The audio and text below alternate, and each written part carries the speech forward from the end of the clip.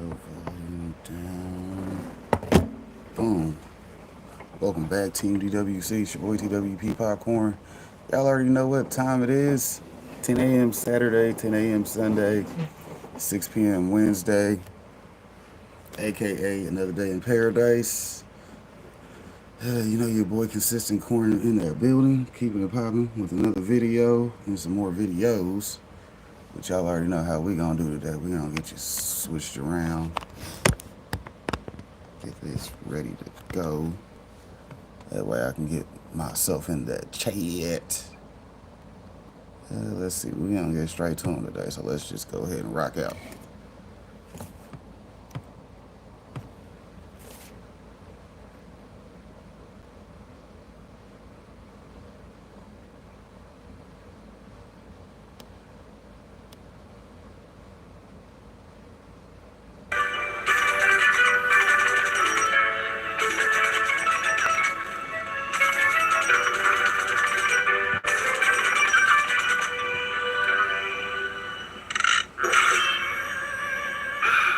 Tending the garden can be quite relaxing.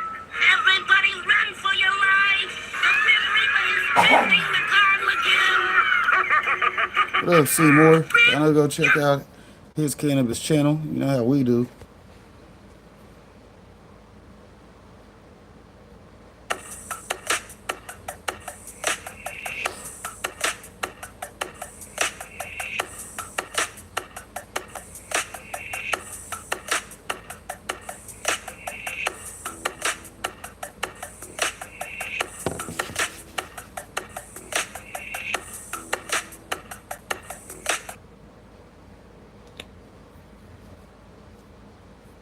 This past week, I texted 30 new Kansas City residents to see if the reality of living in Kansas City matched their expectations.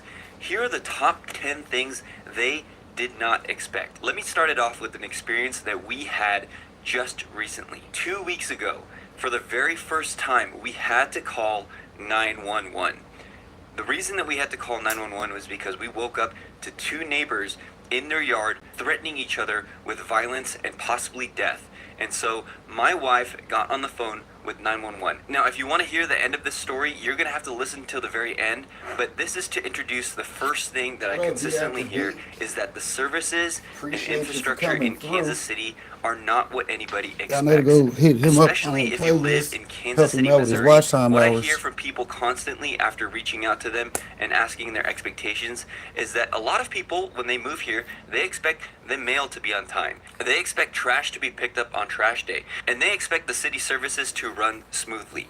Now, you're going to have to stick around to the very end to find out what Shout out happened to the that first big time we homie called DJ is. I see 911. you But in here. consistently, what I hear is that my trash isn't being picked up on the day that it's supposed to be picked up. I constantly hear from people that their mail is not delivered for days at a time. And I can attest to this too. We sign up for something called informed delivery, which kind of gives you an email preview of what's going to be in your mailbox that day consistently. And I'll tell you consistently, these things never happen. We get an informed delivery saying you're going to be getting this letter or you're going to be getting this package, and it comes 2 or 3 days later. It's kind of crazy. We don't know necessarily why. Maybe it's understaffing, maybe it's just incompetence. We have no idea why these things happen, but consistently when people move here, especially if they move to Kansas City, Missouri specifically, they say the exact same things. Their trash isn't being picked up on the days that it's supposed to be picked up. Their mail What up, isn't Brian, being man? delivered on the days it's supposed to be delivered.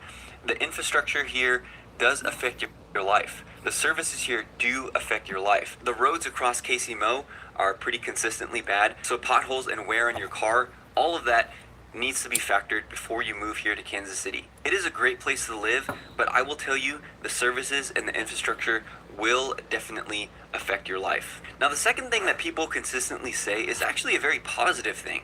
I've texted people who have moved here from California, from Florida, from Texas, and what they say is that the weather is not as bad as they expect. Especially from people who are moving from warmer climates, they say, especially during the spring and during the fall, it's not as bad here. The summers are definitely hot and humid, and the winters are definitely cold. But with Midwest weather being so extreme and it fluctuating from high to low all the time, what they consistently say is, even though the winters are cold, you do have some 60-degree days that definitely break it up. It's not consistently 30 degrees and below the whole winter. Some days you get these random days where the weather gets up to 60, 65 degrees, maybe even 70 degrees during December and January. And that really helps them, especially if they're moving from a warmer climate like myself, moving from Los Angeles here to Kansas City. Those days are definitely a beautiful reprieve from the frigid cold days that we can experience during winter. Also during summer, it does get very hot here. 95 degrees here in Kansas City with the humidity is kind of like 100 and above in California because it's such a dry heat in California. What I hear from people who move here from California and Florida though in the summers is that it is not as bad as they expected. So if you're scared of moving to Kansas City because of the Midwest weather, I would say come to visit during the most humid time. Come to visit during the coldest time and see if you can endure the weather here in Kansas City. It's actually not going to be as bad as you expect, especially from people who self-reported that they were dreading it here because of the weather before they moved. After living here for quite a while, they don't find it as bad as they expected. Now, if you're considering moving here to Kansas City, give us a call, 816-4-MOVE-KC. Call us, text us, or email us. We make these videos for you so that you can gather as much information as possible. 816-4-MOVE-KC. Even if you're not quite sure about moving to Kansas City, we would love to sit down with you and talk to you about your different options because the Kansas City Metro is quite large and quite diverse. If you find this information helpful, please consider subscribing to this channel and liking this video. Now, speaking about the diversity of Kansas City, another thing that we have consistently heard from people who have relocated here is that the Kansas City Metro is more diverse than they expected. This is also a good thing because you have so many different choices about where to live. If you want to live somewhere rural, you can go all the way up to Smithville and you can find a house that's way out there on acreage, way close to the biggest lake in the Kansas City Metro. If you want something very urban, you can move to where we are. Where you are so close to downtown, midtown, the Nelson Atkins Museum, the Country Club Plaza, all of those things are just right at your fingertips. If you want somewhere that has fantastic school systems and you want a more suburban feel, you can move down to Johnson County. That includes Overland Park, Lenexa, Miriam, Shawnee. All of these places are going to contain fantastic schools. They're going to be relatively safe. They're going to be way out there in the suburbs. If you want suburban living, you can live right there. So one of my main things to tell you is that before you move here to Kansas City, not only visit during the worst weather conditions, visit a diversity of places. I have a client who just moved here. They just rented somewhere, and now every single weekend they're going out to different places. The last weekend they were in Gladstone, just driving around the neighborhoods, getting a feel for the place. The next weekend they were in Prairie Village, just going down there. It's a really cute town. It's a really desirable school district. It's going to be a lot more expensive than Gladstone, but it's a super desirable area. Next weekend, they're going to go down to Blue Springs. All of these places, we put together a list of places that they should visit for eventually when they want to buy a house about a year from now.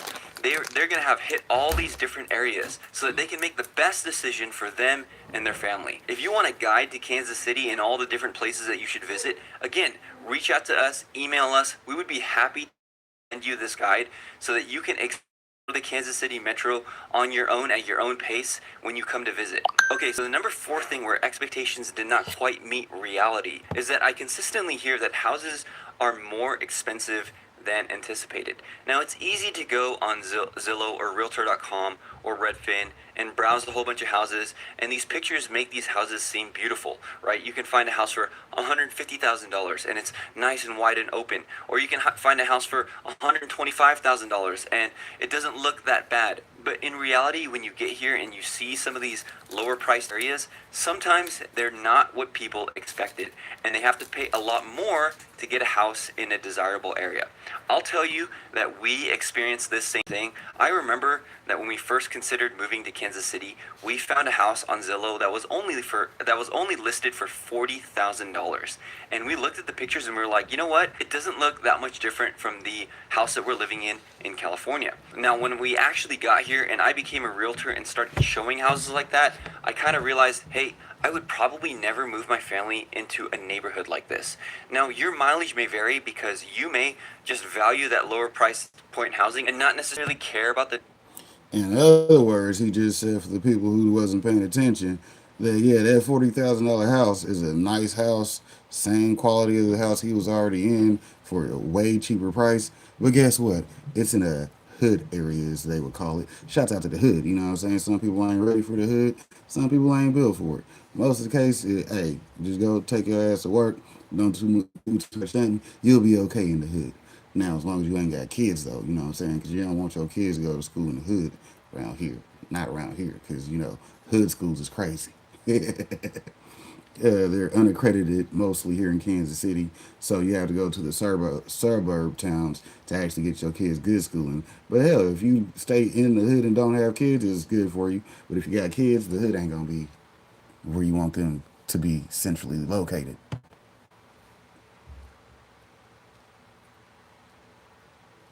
The neighborhood surrounding it. You may be somebody who has a lot of DIY skills and you can fix up a house really beautifully, and it doesn't really matter to you what the condition of the house is in. But I will warn you that a lot of these prices on Zillow or Realtor.com, as you're starting your initial search, you might be surprised at the lack of quality that that house possesses. Of course, the more that you pay, the higher quality of house that you'll get. And of course, the lower that you pay, the lower quality of house that you'll get. But it's so easy to just look at a distance and not necessarily know the area, know the crime stats, know the school district, and assume that you're going to be happy in that area.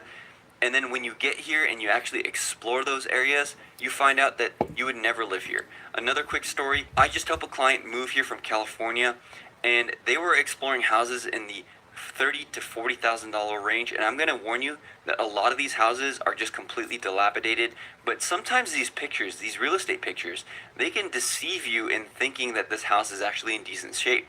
So we walked into 2 or 3 of these houses and they immediately said, nope, this is not it. This is not something that we're going to buy.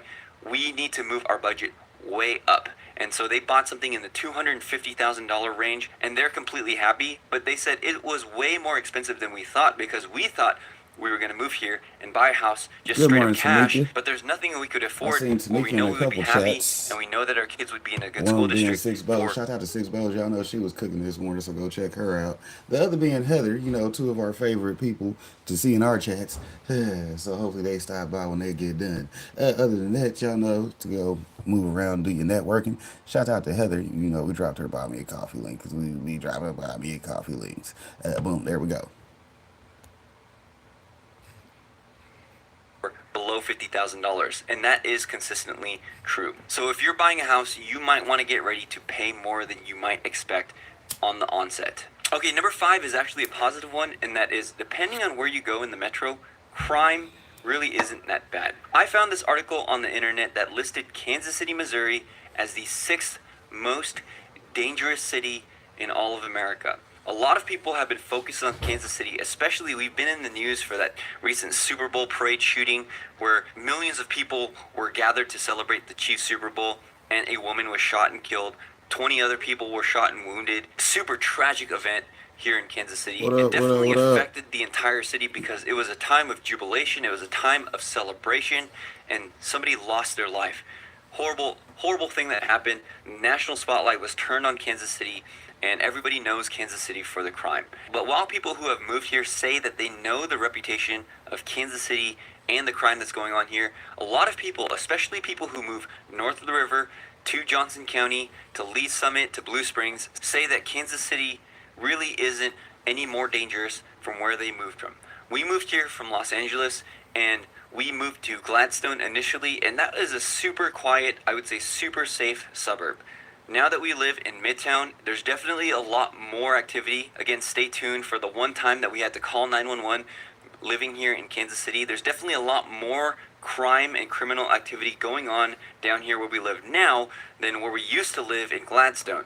However, people who have moved to Gladstone, people who have moved to Overland Park, people who have moved to Leaf Summit, those areas kind of surrounding the center of the metro area, they say that crime really isn't that bad there, and they live in a quiet, kind of sleepy suburb where nothing really happens. And it's consistent with the crime maps, that's consistent with where you choose to move in Kansas City. The reality is that a lot of the crime is condensed below the river on the Missouri side. And so if you want to avoid an area with high crime, you're going to have to reach out to our team, because we can point you in the right directions. We can point you to the right crime maps. We can't direct you away from neighborhoods, because that's called steering in real estate.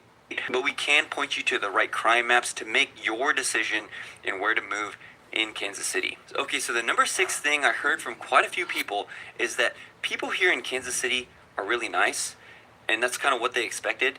But the reality is that it's kind of hard to make friends. Now, I don't necessarily think that this is just a Kansas City problem. I think that this is probably a problem that's kind of spread across America, is that people are relatively nice but pretty insular, especially if you don't make an attempt to reach out to get to know people. A lot of people who have moved here say, wow, Kansas City, people are super friendly, people are super nice, but then when they go try to push past that niceness and make a real personal connection, a lot of people are resistant. And so what I told them is that they really do have to make an attempt to join clubs and to get involved in their hobbies. I mean, the metro is so large and there's so many different people. There's 2 million people here. And so you're going to be able to find your pocket of friends, but it's going to take some effort. A lot of what you'll experience is this kind of Midwest nice, where there are going to be a lot of people who are really kind to you, on the street, really pleasant to you during the kind of trivial interactions, day-to-day, face-to-face, out on the street. But if you try to push past that, some people are going to be a little bit reluctant to let you into their home or to come over to your home for dinner. It's going to take some effort to break into different groups. For us, it wasn't necessarily that hard, because we came to a church in Kansas City. We had kind of picked out the church that we wanted to attend, and we decided, hey, this is going to be our church in Kansas City. We're going to get to know people in the church, and it's going to be a lot easier if you do something like that. So I would advise that if you want to make real friends in Kansas City, not just people who are just nice to you, but if you want to make real friends in Kansas City, then what I would do is I would go to your local Facebook group. I love playing golf, so I'm part of a Facebook group called KC Golf, and we have a whole group of people who consistently play during the weekends. I can't always make it because sometimes I'm working, but I always try to make it a point to reach out to those people, to keep those friendships alive, to make sure that they know that I care about them, because I know that they care about me. My church friends, we have a lot of church friends. We consistently have them over for dinner, but you can see that it's going to take some effort, just like anywhere else you move, to make real lasting friends. And a lot of people don't expect this, because when they come, they expect everybody in the Midwest to be super nice, and we are really nice to strangers here. However, it's going to take that little bit of effort from you to make real, true, lasting friendships here in Kansas City. Okay, number 7 is a little bit controversial, but don't kill the messenger. This is just me kind of relaying what new Kansas City residents have said to me over text, over call, as I reached out to them this past week, and that is KC barbecue is good, but it is a little bit overhyped. Now, to be fully transparent with you, I kind of think this a little bit as well. Moving from Los Angeles, we had a whole panoply, diversity of foods. In Kansas City, you're definitely going to have It's not overhyped, but when you hear in Kansas City and that's the only thing they talk about is barbecue, yeah, you're not gonna be too impressed with Gates. Cause Gates is good, but it's only Gates. I mean, hell, once you've been here for a while, you get tired of it. So, I mean, I don't even eat Gates that much. My daughter likes Gates, but hell, I mean, most of the other well-known places are here too. So, I mean, but Gates ain't got it on lock like they think. But they good, they good. I mean, mixed play from Gates is always gonna be good, but hell, it could be better.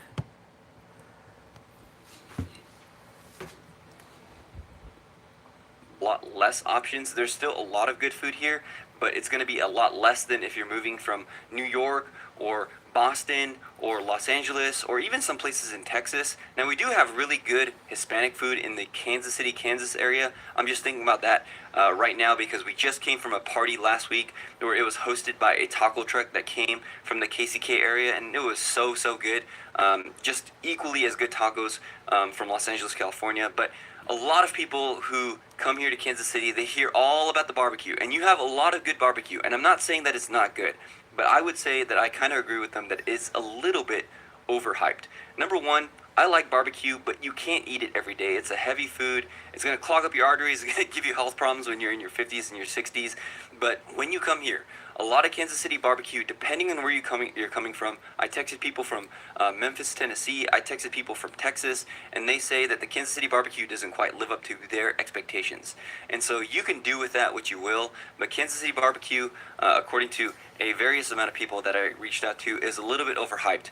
And just in food in general, is that if you're used to a place like, you can see I'm wearing my In-N-Out shirt from Los Angeles. If you're used to a place where you have just a whole bunch of food options, the food diversity here is just a little bit less than I would hope, and maybe a little bit less than you would hope. I know that to go to have really good Thai food in Kansas City, I'm going to have to drive at least 15 to 20 minutes depending on where I want to go. And in California, we used to live like right down the street, like walking distance from a really authentic, really good Thai food area. So there is good food here. Like I said, KCK tacos, Kansas City, Kansas tacos are incredible, phenomenal, fantastic. But you're going to have to go and find these different areas. They're not just right at your fingertips, right on the same block as you. Whereas where we were in California, it was super easy to find a whole diversity of food.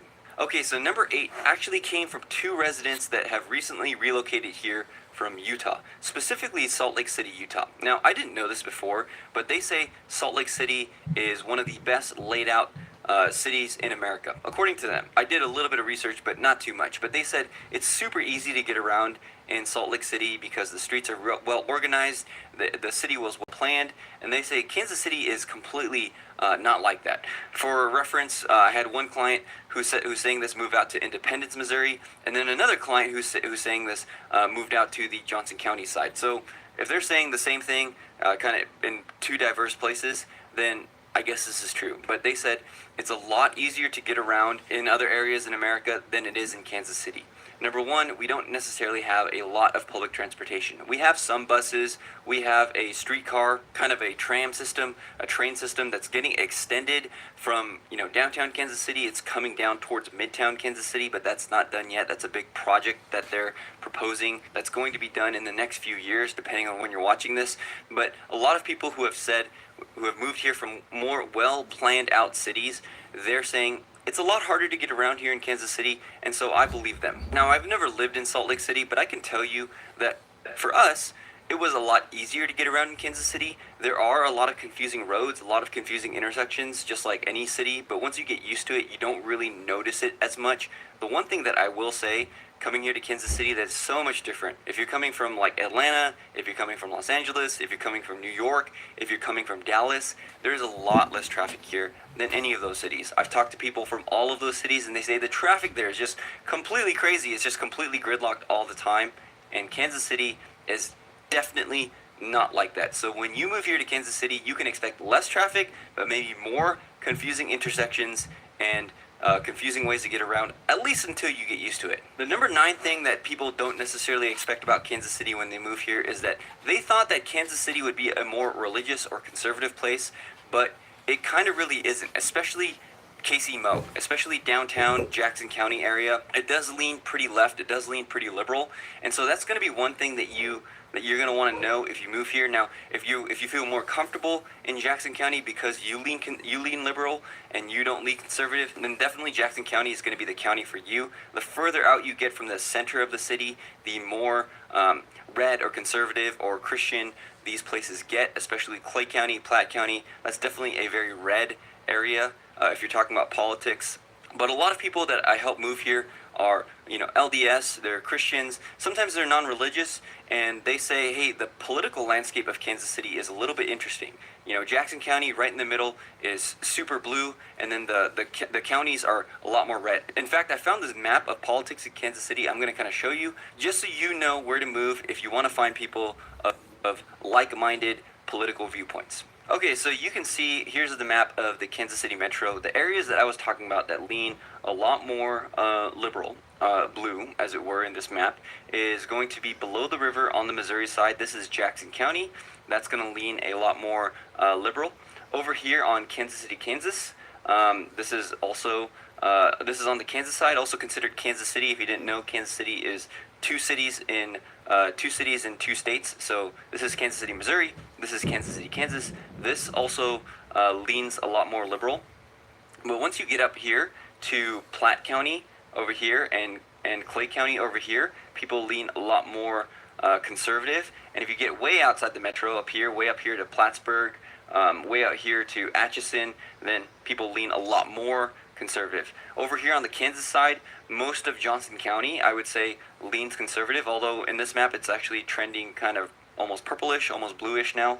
And then, yeah, if you get out here to Belton, Raymore, Holden, Warrensburg, way out here, which is, barely Kansas City anymore, then definitely a lot more conservative. Over here, this kind of blue swath is Lawrence. It's a college town, so those tend to lean more liberal as well. But here's a kind of pretty accurate political map of just where people lean in their politics in Kansas City. So all this to say is, if you follow a certain political party, whether you're Republican, whether you're Democrat, whether you lean one way or the other, you may want to know this, especially if you value living near people with your same political beliefs. Now, what I will say this, after almost 5 years of living here in Kansas City, if you are a consistently kind, warm, welcoming person who can articulate your beliefs well and disagree well, Kansas City is going to be a friendly place to you, no matter where your religious or political beliefs lie. I am a Christian. I lean conservative. I definitely have a lot of talks with my neighbors. I live in Jackson County. Most of them have very different religious and political beliefs than our family does, but we have very pleasant interactions with them because I just think that we can convey our beliefs in a way that is non-threatening and consistently kind, and we've never had a blow up or any kind of heated argument or anything like that over political beliefs or anything. So I will say that no matter where you lean, just come here, be a kind person, and you'll be okay. Okay, so the last one also requires a map, and that is, a lot of people when they come here, they don't expect the city to be, in their words, as segregated as it is. Let me show you a map of where different races are in Kansas City. Again, as a realtor, I don't want to violate any fair housing laws. I'm just kind of showing you what the lay of the land is and what I've heard from different people. So let me pull up this map before we get to this crazy story about us calling 911 for the first time. And I'll show you kind of what people mean when they say they don't expect Kansas City to be as segregated as it actually is. So here is a map of the different races and where they live in Kansas City. The green is African American. The blue is Caucasian, the yellow is Hispanic, and the red is Asian. Okay, so just let me give you a quick overview. A lot south of the river and on the Missouri side is going to be primarily African American. And this is true. It's not that there's no white people here, but there's going to be a larger congregation of African Americans below the river, and there's a whole history on why this is so. There was Kansas City has a really ugly history of redlining, where at some point in time, if you were any person of color, they kind of wouldn't give you loans outside of certain areas. We can talk about that later, but that's kind of why a lot of these races kind of congregate in these areas. It's not necessarily because they want to, and of course this isn't saying that there's no like white people in these primarily black areas or vice versa. What I will say is that there was a really ugly history of redlining, so a lot of the African American people are going to be congregating right here in Jackson County. Johnson County over here, Overland Park, Shawnee, Lenexa is going to be primarily Caucasian. North of the river is going to be primarily Caucasian as well. And then you can see that this is very accurate. Kansas City, Kansas, there's a lot of Hispanic and black people there. And also in the northeast part of Kansas City, there's going to be quite a few Hispanic, quite a few black people here. And also in Independence, there's going to be some pockets of Hispanic people. The one thing I don't agree with is that this lake right here in Blue Springs and Lee Summit, this is not like highly Asian. I don't know. I think it might be like a per capita map where maybe there's like a few Asian families living here and they think it's all Asian because it's just so sparsely populated. But I can tell you, I've been down to these lakes. It's mostly Caucasian. There's not like an Asian encampment there. Yeah, and there are pockets of Asian people in Overland Park. Really good Asian food kind of down here. So this map is pretty accurate. But a lot of people when they move here, they don't necessarily expect the type of racial segregation because they're just not used to it where they come from. Okay, so back to the story about the first time we had to call 911. When we lived in California, I had to call 911 maybe twice. My sister used to have this issue where she would get kind of really dehydrated, she wouldn't drink water, and then she would faint. And so the 2 times that she fainted, where we thought it was something more serious, maybe she hit her head or something like that, we called 911, and immediately somebody picked up, said, 911, what's your emergency? They sent out an ambulance to come and get her, and then she stayed in the hospital, she recovered, she's totally fine now. A few weeks ago, we were sleeping with our window open, and we hear this disturbance with our neighbors across the street. And we heard 2 people. There were 2 females and a male, and they were threatening like to kill each other, like to shoot each other. So it was getting really heated. It was really loud. It was really close to our window, and so we woke up. It was about 11 something at night, and we woke up, and I said, Emily, go get your phone, call 911, go into the kids' room, just make sure that they're still asleep. You stay down there. I'm gonna go downstairs, just make sure nobody's coming through our front door. I know it's, their issue. It's not necessarily our issue. So I went downstairs just to make sure all our doors were secured, while Emily was upstairs calling 911 to make sure somebody knew about the potential violence, because we were afraid that somebody would start pulling out a gun after these death threats and just start shooting. And so Emily called 911, and guess how long she was on hold for? She was on hold for 6 whole minutes before she got through to anybody. During that time, the altercation had died down. The people I think it was the 2 males who were threatening the 2 females, got in their car, they peeled off, they left. So by the time Emily got through to 911, they said, 911, what's your emergency? And she said, well, there's actually not an emergency anymore. And so I decided, hey, Emily, why don't you go back to sleep, and I will go downstairs, just make sure nothing happens. So I went downstairs, I called the KCPD non-emergent line, and I was on hold for 30 minutes. In fact, I took this screen recording of the time that I was on hold, because I didn't know if anybody would believe me that I was on hold for such a long time. So I finally got through. I reported it. They said, hey, thanks for reporting it. They kind of hung up. It was kind of abrupt. I don't know necessarily if they recorded it. But again, back to the services and infrastructure. It does affect your life. If that would have been a real emergency and somebody would have actually been threatened or shot or something like that, then I don't like to necessarily think of what would have happened. I know after doing some research that it's more of a staffing issue than anything. They don't have enough dispatchers to answer these 911 calls. So I don't necessarily want to blame anybody, but again, services, infrastructure are definitely going to affect your life moving to Kansas City. Now, if you... So you should apply online for a home dispatcher position, because they have a high demand for that. You see what I'm saying? So therefore, for the people that say, I ain't got nothing to do, but your ass be sitting at home all goddamn day, become a home dispatcher. Yeah, I mean, work from home, kings, queens, whatever the fuck you want to do. Yeah, Kansas City is definitely hiring though. Police department, but hell, somebody got to work there. That way, whenever your house get broken into, at least you can get some help. All right, let's see. That's the first one on that one. So we're going to slide over to this other playlist, because y'all know how we do. We got to pay some bills while we in the building. I mean, I can't just hold y'all up without paying up some bills. We got to hold some bills up in front of y'all too, right? Right. That was good information on Kansas City. I mean, hopefully y'all appreciate it. I do it for y'all. Hell, I know all the information and the facts he just said about the town, and most of it was correct. Pick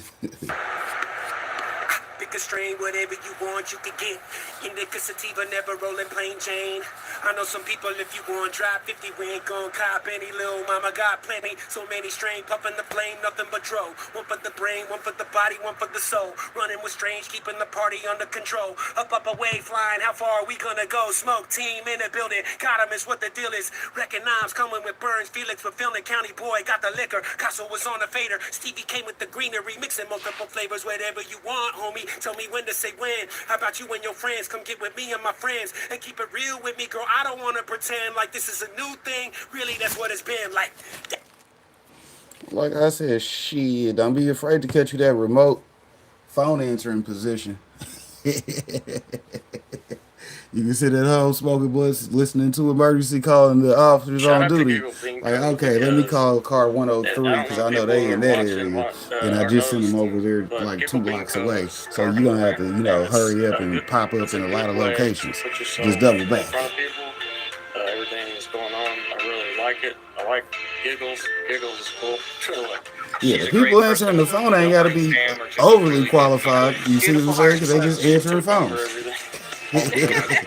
Yeah, answer the phones quickly. Get more people answering phones. Just like wiggling in and being like, hi. Every Do you know where to send the people that's out there anyways? Podcast, we give away packs just like these from Giggle Bean Co. Oh yeah, because I nobody want to be the Like a police chance here. to win, like some of our lucky winners, then come check us out at 6 p.m. on Fridays, Mountain Standard Time, for your chance. My channel's one.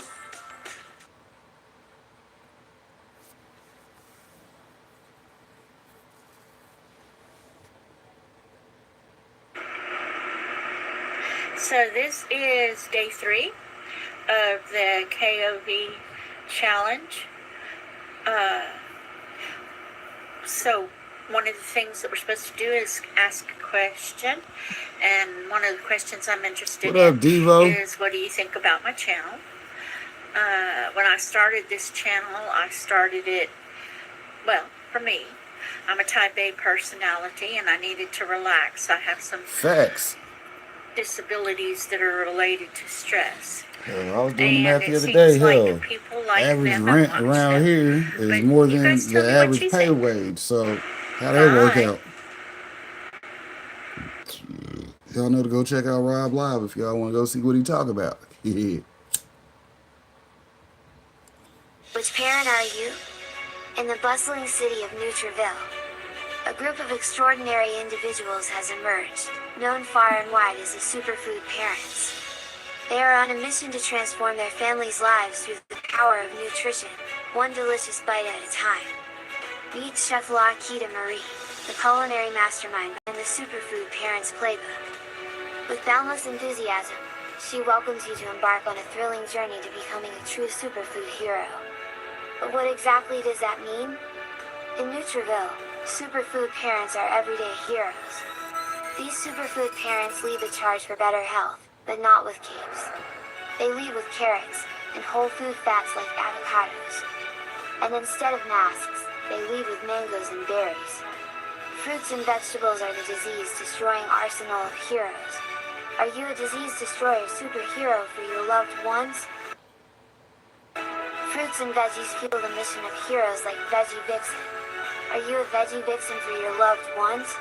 Dedicated to ensuring their loved ones thrive on a diet rich in faves, fruits and vegetables. Here's your mission, should you choose to accept it, is to guide your family to superhero status by reaching the highest levels of health and wellness daily. They be on that Become a bullshit for plant power propaganda. titan, a superfood avenger, or even a face crusader by earning 5 points for every fruit or vegetable eaten. It's a fun-filled quest where nutrition meets excitement. All of the digital details are at superfoodparents.com for the full experience. Superfood Parents has also created workbooks, where you'll discover the tools you need for success. These workbooks give you the heroic strategies to craft your grocery list like a seasoned hero. Which means you now have a playbook to even track your weekly meals like a true champion.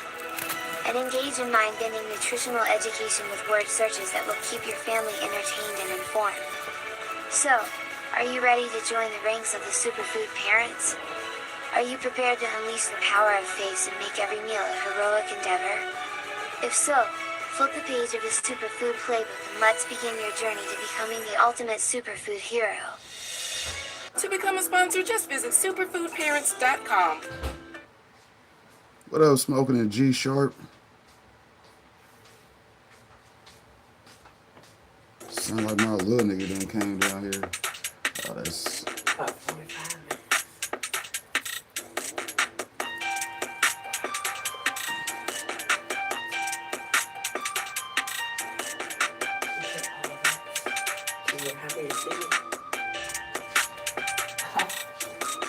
I know my brother.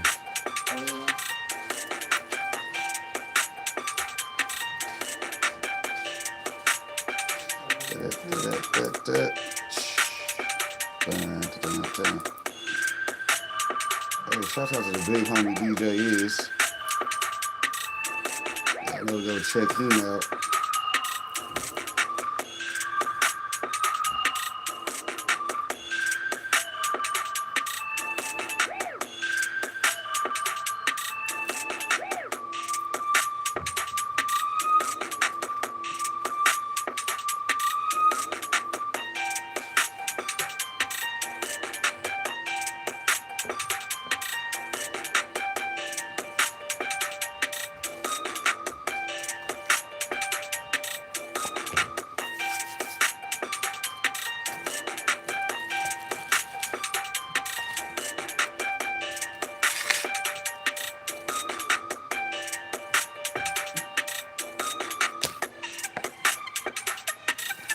See, I know what I'm fucking up today. I ain't smoking no fucking roaches yet. I mean, I'm supposed to hit that like either wake and bake or something off the rip.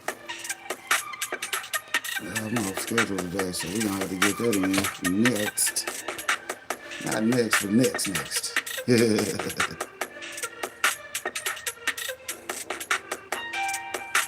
That's what this beat's called too. Piano Nice. Shouts out to the big homie. It's his vertical version. Y'all know to go check it out on his channel. He definitely snapped on his little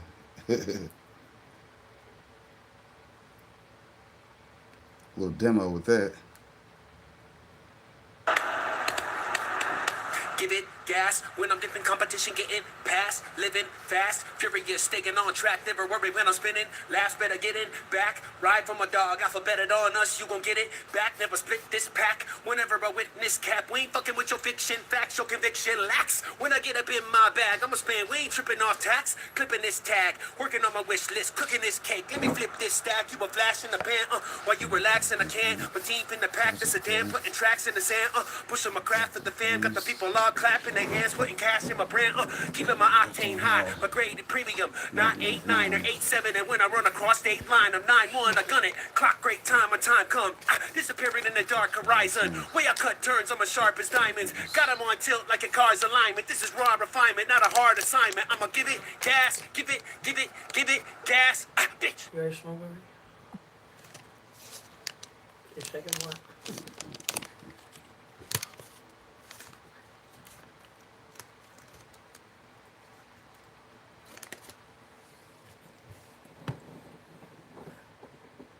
Shouts out to YouTube cameras. Y'all know to go check out sis. She been doing a lot of posting lately. Y'all know to go over there, support. Anyways, let's go back to this other playlist and finish that video up.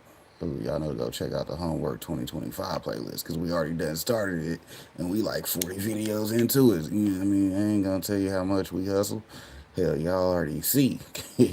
Anyways, let's see, which one was it? We was in the to-do list. Slide down. Click this one. We got 7 people in the chat, 10 thumbs up. Shouts out to the 710. Y'all already know what time that is. Get your dabs out. Somebody hit a dab. Somebody hit a dab.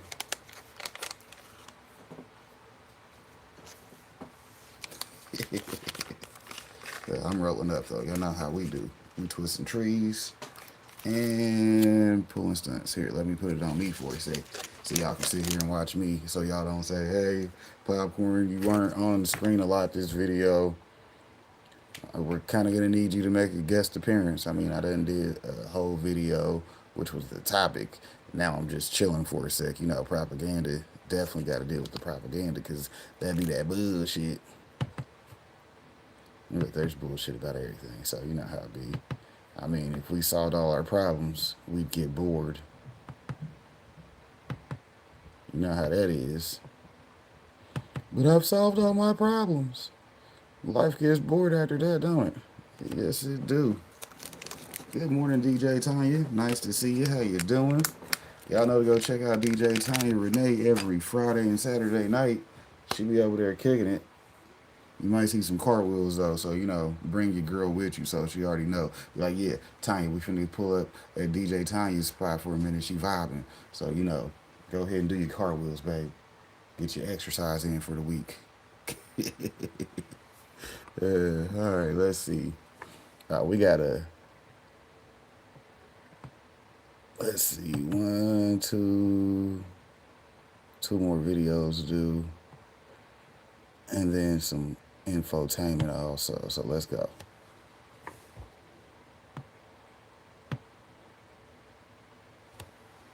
Still twisting up.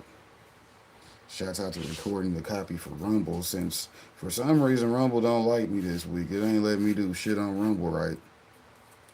I was trying to set it up. Some people are scared of zombies and vampires, but the thing that scare black people the most are niggas and nigga monkeys. Times I was as far from a nigga as a black man could be. Distinctly knew that every black man's spirit is weakened during a nigga month. What the? Oh, come on, you nincompoop! You can't do that! Hey! Come on! Nigga month can happen to any black man at any time. Hey! That was my space! I had my blinker on and everything! Fuck you, punk ass, pussy ass, gas nigga! I'll get your motherfucking sedity ass, nigga! Don't never in your life ever try to holler at me, nigga! Nigga, I've been up the truck on you, bitch ass nigga! Get my This would be low. What did you say, nigga? You You know what, motherfucker? Eat a dick, nigga. I'm tired of this mother. Oh, yeah. Look Shit, at the you. spirit You of was popping stink all that cleaner. good shit a second ago. Then you got kicked in your chest. You eat a dick, nigga. You eat a dick. Oh my God, sir. Hey, your boy be cool as fuck, but go ahead and get that spirit of stink cleaner treatment up out of me, yeah. See who accosted Hey, this you man? gonna be like, damn. I got a date. Then I'm gonna help you back up and dust you off, just like Tom did. Like, hey, somebody get this man some help.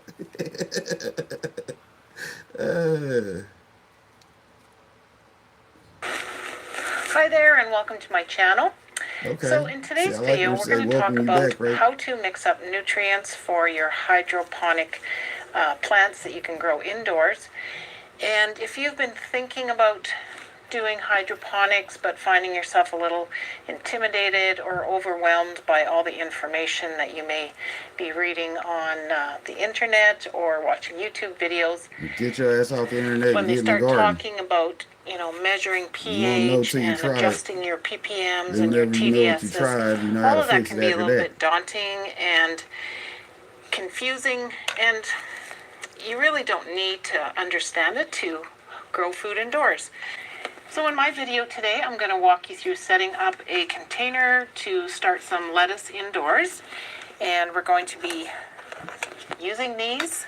See, lettuce. Maybe adjusting the pH. Not just cannabis, but green mixing up leafy nutrients, salad material. and I will show Shouts out you to how that you salad can grow material. beautiful lettuce just like this without having to Yeah, I have like any kind of a lettuce. university degree or education. So let's get started. So the first thing I want to talk about is what kind of water you should be Devil's using lettuce, for they call doing it. your indoor growing. And the method that I use, if you've seen any of my videos, is the crack key method. So that's Shouts out to basically that just cracky. growing I'm right there your with her. plants in water that has nutrients in it. There's no Someone told pumps. me I like this woman's There's no video. special equipment other than just setting up your nutrients in a container, putting your plants in there, and letting them grow from there. So I just use tap water. We have treated city water here, and if you use well water, that should be fine. I would say any kind of potable water that you drink yourself should be okay for your plants. So we will just adjust the pH accordingly once we get to that point. So you can use bottled water if you so choose, but it is quite expensive because you can go through quite a bit. So try your tap water first. I always let it sit for at least 24 hours after I filled a large container or two, and just leave it sitting in my shower where I do my filling. Let it sit for, like I say, for at least 24 hours. Let the chlorine or whatever type of treatment that might be in there settle. Which, if y'all So I been like watching to the use root cultivation farm. channel, y'all already know that you don't even got to do that in most cases. Now, you don't have to try to dechlorinate the water, because most water treatment facilities aren't using chlorinated clean water. So don't even waste that 24-hour try to be on prep time, because you're not Batman, because you ain't kept up to date with the science on the science that you're using, because it's already outdated. Shouts out to Batman. You got to be out here in them streets serving justice. Bruce Wayne talking about justice. Where the fuck did I set that lid at? I don't fucking know. Oh, there it is. I got too much space over here. Real estate. We're gonna have to put some plants in this bitch. Anyways, now that I got that part done, yeah, I had to use the electric grinder because, you know, we got multiple grinders in the house these days. So, you know, the electric was what I chose to use that time. Got a Put that two-part in, formula some here. lunch for somebody. You have the base, and then this is just an all-purpose, which works really well for lettuce. And to start off, when your plants are just little seedlings, you usually go with the weakest measurement that you will find on the back of your container. It's usually called the seedling stage. So we are going to add the nutrients here based on a 4-liter measurement. And then from there we will check the EC level and the pH level and decide if we need to add a little bit more water or adjust the pH. So I have pre-measured this water in here already, and I have 8 liters. So I'm just going to double up the amount on the back here because it is a measurement based on 4 liters.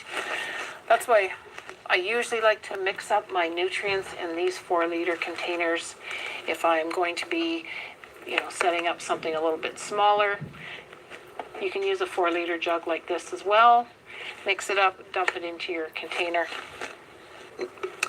So this cap works out to actually be 5 milliliters, so I will just be using that for my measurements. 4 liters equals 1 gallon. I usually stir in between the two Shouts out to doing the conversions. nutrients. Some people don't even know how to convert, so. I don't worry about letting it sit that long, I just keep going. So there's not a whole lot of nutrients going into the first round here for your seedlings.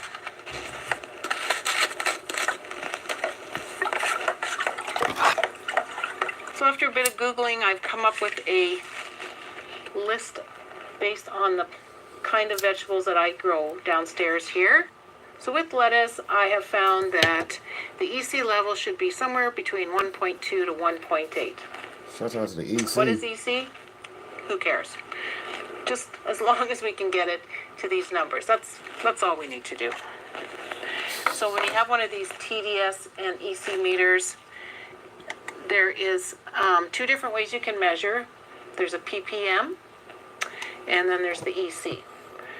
See, my EC meter was like $45 at the hydroponics store. That was for a mid-quality tier. They said, you know, don't want to go too cheap. Don't want to get the one that's $1,000 either. You dig? So, you know.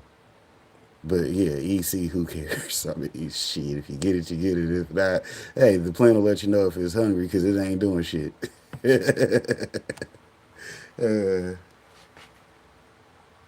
Again, I'm not going to go into what they stand for and what they mean because I'll just put you guys to sleep. So I always use an EC measurement because I find that it is the more accurate one according to, you know, what I've learned reading on the internet. So on this device here, I just switch it so that it's going to take an EC reading, put it in the water, and it gives you pretty much an immediate reading. It's a 4-digit number that comes out here, 2116, and I just round those to 2.1. And according to my lettuce EC level here, it's a little bit high.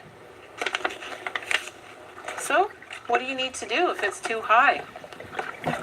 Just add a little bit of water.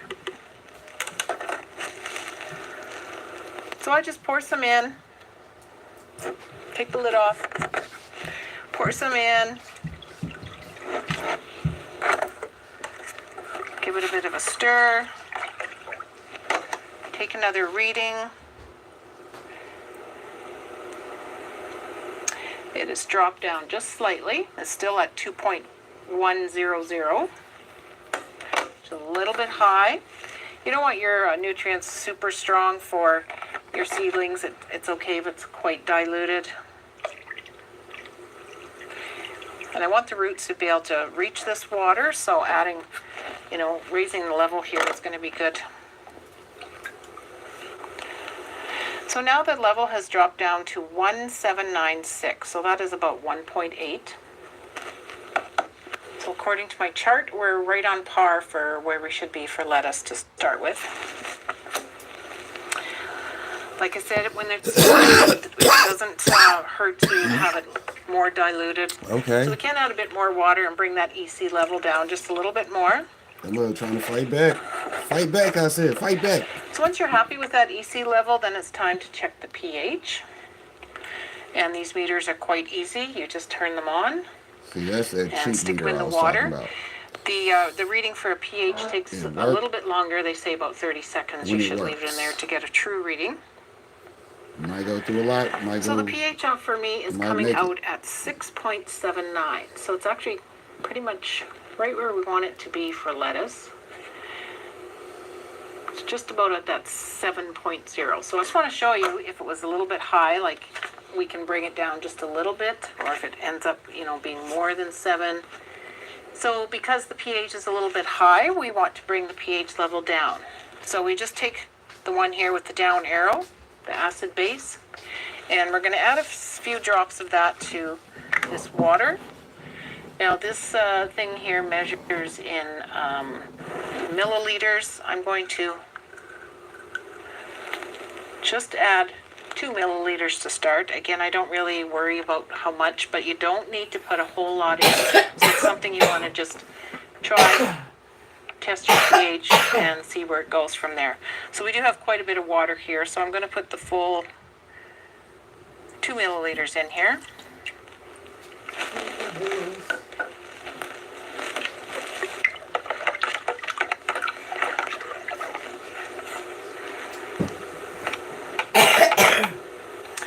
Adding that pH down has now adjusted my pH level to about 6.02. So we're still in that good range. And I think we are ready now to put our plants in here. It doesn't happen very often with my water that my pH level is low, but you would just do the same thing if your reading came out below that range that you need to be in. You would simply go to the pH up and put a few drops into your water, give it a test, and get it to that level that you want. So today I am planting up some arugula and a sage. I did have 4 arugulas going, but one of them died. These I planted a few weeks ago, and I'm trying to get a nice root base on them so that the roots will reach the nutrient water now. So these have only been watered with just plain water, and now that they are got a nice strong root, I'll be putting them into the nutrients, and they will really start taking off and growing now. So now I'm just going to take you to one of my cucumber plants, which is in the mid-growth stage, and show you how you can test and adjust your nutrients when your plant is about, midway through its growth. Okay, so we are going to test the EC and the pH on my cucumber here. This is a Diva cucumber, and it is, I would say, at the early growth stage. It's not sending out any blooms yet or anything.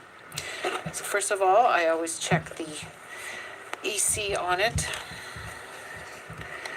So I set my meter to the EC reading screen. Just have a container nearby that you can, if you can take your plant right out and get out of the way, that's good. But those roots are really looking great, nice and white. These are all the air roots. So that's a sign of a healthy plant so far. It smells like cucumber. Try to get it in there. So it is giving a reading of 2774, which is 2.7, or rounded up to 2.8. So according to my handy dandy cheat card here, it should be somewhere in the 1.7 to 2.0. So I think that means it's a little bit high in its TDSs. So a quick fix to that is to just add some water, just to try and dilute the salts in here. So I just usually just give it a little pour. So we're getting close. So that took it down to 2342, so 2.3. Give it another little splash of water. You want to make sure you're not filling your container too much so that you start drowning those air roots. So that's something you have to always make sure that you got air between the roots and the water.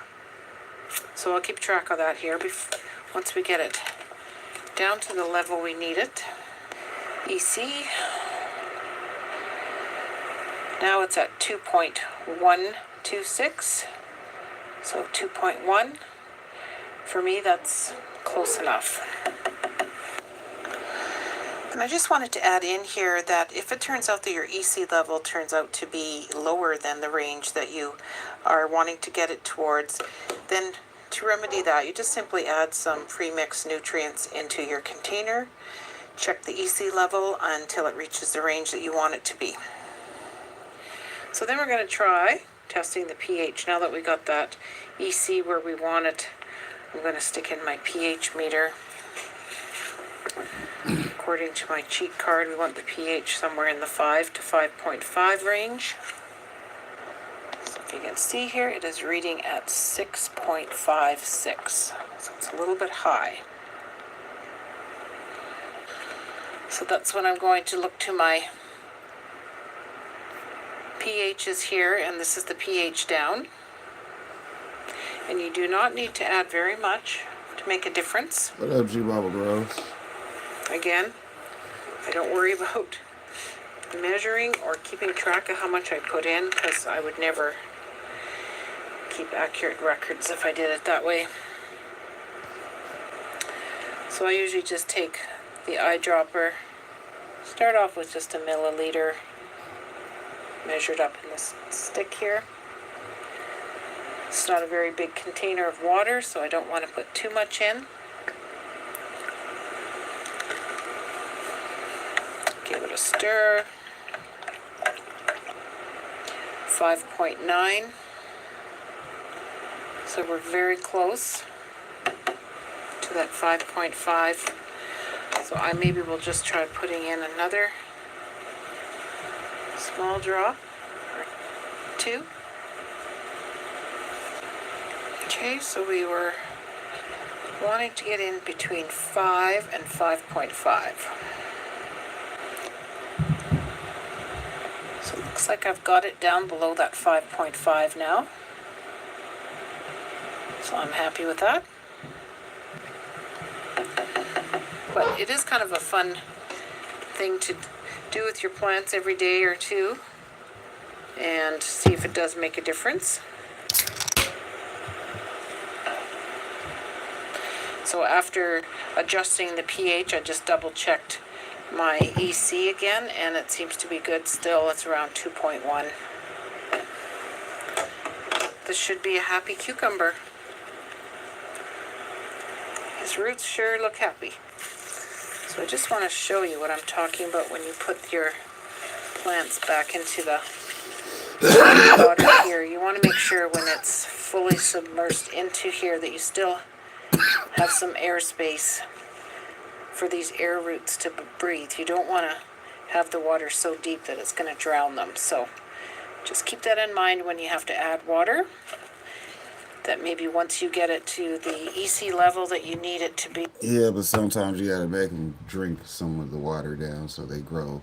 You know how plants are. They like to be put in situations where they gotta survive so they can thrive. You may have to remove some of the water. So I hope that you found this video helpful, and if you are thinking about trying indoor growing using the hydroponic method, I hope that I have taken away some of the fears and some of the questions that you may have of how it all works and how to mix up your nutrients and keep your plants happy and healthy.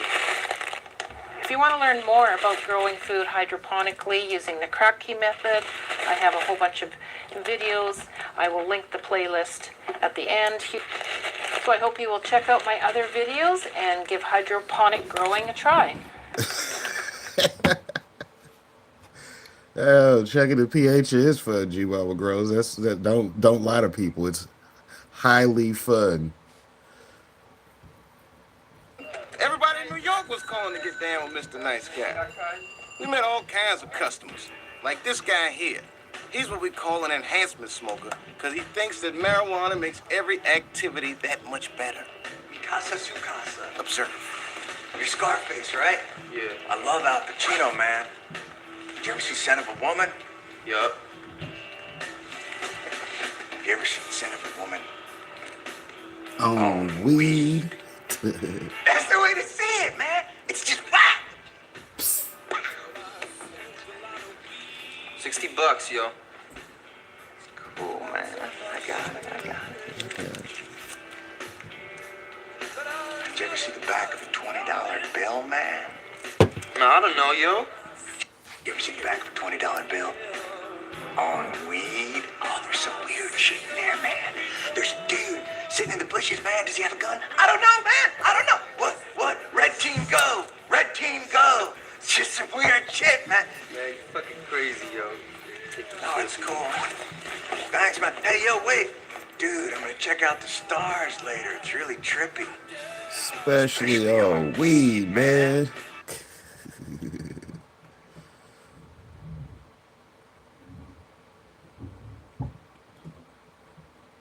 Shouts out to the big homie over here. Y'all know to go check him out on his channel. What's good, people? How's it going? Welcome back to the channel. If you guys new here, please do subscribe down below. Smash the like, hit the bell. Those things help out a lot. YouTube does notify people when we upload, so just make sure you hit that bell. Anyway, guys, today we got a dope episode for you because it's all about curing. We all know that curing is an art, and you need to perfect that art so you can get the perfect flavor and potency. You've worked hard to grow a potent and flavorful crop, right? But now what? You gotta dry and cure, and you gotta do it properly. So I'm gonna give you my tips to curing so that you can keep your hands out of the cookie jar and get an awesome final product. Now, before we get into that, guys, big love to everyone who's supporting on Patreon. You guys friggin' rock. We got a lot of free stuff going on over there, so if you ain't part of the Patreon fam, join up with the ICANN fam, man. What you doing? You're missing out. And plus, today's episode is sponsored by Mars Hydro. We've actually got a dope giveaway running right now for Black Friday. All you gotta do is drop a comment on the video from yesterday, and you'll be entered, and you could win a dope Mars Hydro light. This awesome stuff, man. So smash the like button for that, and let's get into today's episode.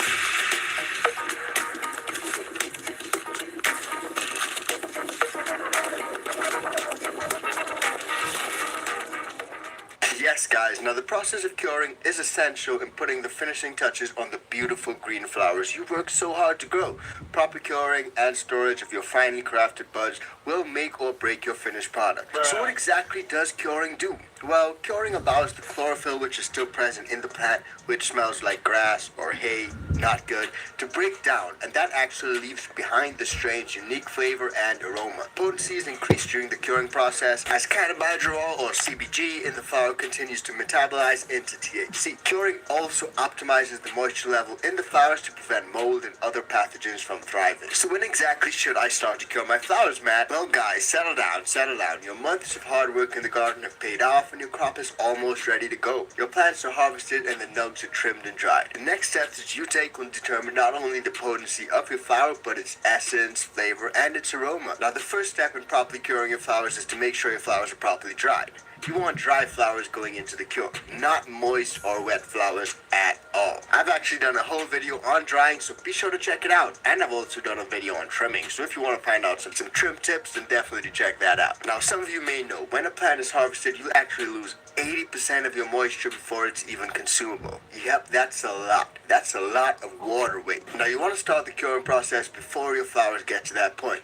Ideally, you want your flowers to be around 30 to 35% moisture, a fraction of their original wet weight pretty much. You don't want it to be super wet. Any more moisture than that, and you do risk the development of mildew, mold, bud rot, all those things once it's sealed in an airtight environment. If you dry your flowers too long or at too high of a temperature, you may need to rehydrate them a bit. And I've actually done a video recently showing you guys how I rehydrated my flower, and it worked perfect. Perfect. So definitely check that out. So you want to make sure that your flowers are dry before you begin your cure. If you're not sure, you can test your flowers simply by bending a stem. If the stem bends or starts to break, then it's sufficiently dry. If it just continues to bend like floppy, like like a plasticine or something, then it should probably dry for another day or more. Now when it comes to the actual curing process, some people use different tools. Some people use brown paper bags, some people use turkey bags, some people use glass jars, some people use grove bags. There are a lot of different things that you can use. But one pro tip is to always date your stuff so that you know the days that they went into cure. I always pop the dates that my stuff went into the cures, so I always know when the cure began. Now I did mention this before, but curing is important for the best flavor and potency. As those chemical components of the plant matter break down over time, it shifts the taste from an overly earthy green flavor to flavors that are more palatable and that we more readily associate with certain strains. This process is actually conducted by aerobic bacteria present in the plant at the time of harvest. The bacteria literally consume the chlorophyll in the flowers, making the taste and overall experience less harsh. Just like you'll grow, your curing flowers thrive in a microenvironment depending on specific conditions in order to nurture the process. Now it's super important to keep your cure in a dark room or a storage area. Light will degrade that THC and interfere with the metabolic process taking place in your jars or your bags. Maintenance of the microenvironment is vital to keep your good bacteria thriving and your bad bacteria away. I like to keep my temperatures slightly lower than my grow room, and I usually like them around 50 to 75 degrees Fahrenheit. Now burping is a popular question. A lot of people burp. When I use the jars, I burp. If I'm in the grove bags, I don't. That means after allowing the metabolic process to work, periodically open those jars to let out the built-up carbon dioxide and the moisture that the flowers have shed. Now every grower has their own schedule of burping and they all vary greatly. For flowers that are in the right humidity zone, you should burp them daily for about 30 minutes. Sometimes I do it for less time. Everyone has an opinion all the time, but 30 minutes is usually sufficient to expel the gases and allow the microenvironment to return to an acceptable RH. You can even pop a little RH humidity meter or hydrometer into your jar so you can always tell the exact humidity that's in there. Now speaking of humidity, the best humidity level for curing your flowers is also important. You should try to keep the relative humidity above 55%. Below that and your flowers don't have the moisture required to allow the metabolic process to continue. If your RH is over 70%, then you may need to bring that RH down a bit.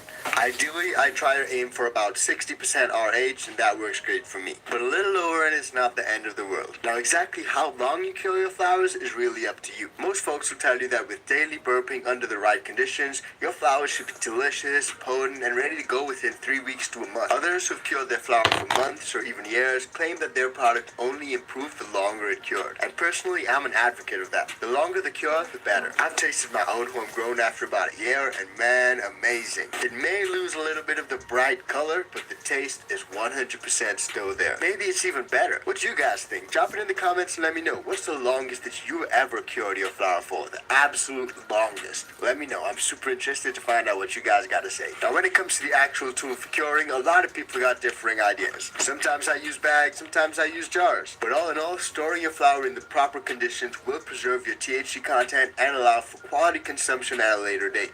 So I think it goes without saying, storage is absolutely key. If you're using jars, just make sure that those jars are dark colored to prevent light from creeping in. And if you're using the clear ones, put it in a dark closet. I use the clear ones, I put it in a dark closet and I leave it there. Now pro tip guys, if you're storing your flowers for long periods of time, try popping those jars open occasionally just to get some fresh air in and out of there. So now that you guys got an idea of what conditions you need to cure a flower, you can literally start it right now, today.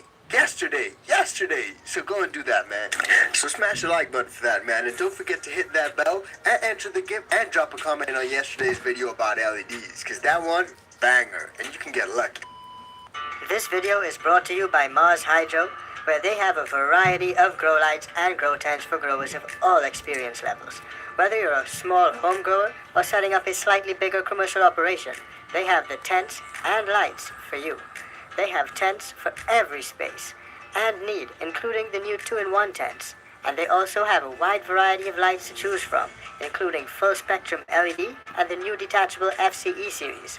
Links to all of the products that we use on this channel, including the Mars Hydro grow lights, are in the description below. Be sure to use the links below to support the iCanTHC channel. You can also save a few bucks on the Mars Hydro website by using the code iCanTHC at checkout for store-wide savings. Don't forget to use the code and save yourself a few bucks. Now, back to the video. So smash the like button for that, and we'll see you on the next one. Peace, fam.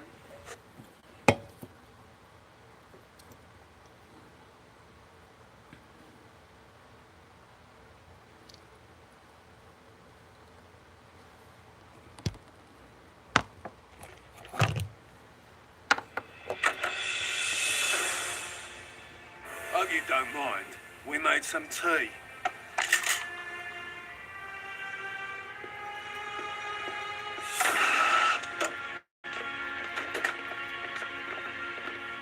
Allow me to introduce myself. I'm the bloke you're stealing from. The name's Alistair Rigby, but as far as you're concerned, I'm Willy fucking Wonka, and you're taking a shit in my fucking chocolate factory. Easy, boss. Don't get upset. When I have to go to the dentist, I'm upset. When Liverpool beats Arsenal, I'm upset. But when some little shit decides to take over one of the most profitable territories in the country, I'm beyond fucking upset. I'm very fucking upset. So, from now on, you're under new management. You will work for me, and in return, you'll receive an allowance. Allowance? Yes, allowance. As in, I'm allowing you to keep 10%, and I'm allowing you to keep drawing breath on this earth. Now, you either get down, or you lay down. What's it gonna be, sunshine? This wasn't no movie. The smart thing was to say yes, get up, and leave the room. But then I thought to myself, what if this was a movie?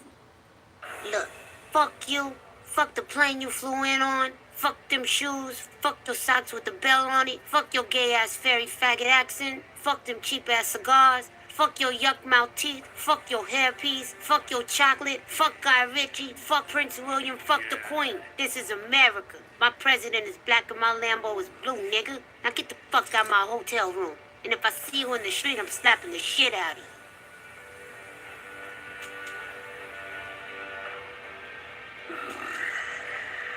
I think this one spent too much time in the cinema. Teach this cheeky bastard a lesson. Nobody fucking move! Oh, man, this is bad. What is this? A casting call for the Sopranos reunion? Do me a favour. Tell room service nobody here ordered the extra large whop with a side order of wops.